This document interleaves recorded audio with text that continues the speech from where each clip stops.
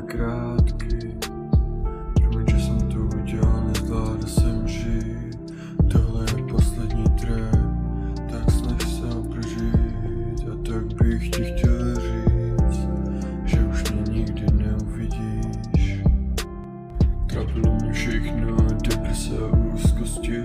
Chtěl jsem ti to říct, ale nevěřil jsem ti.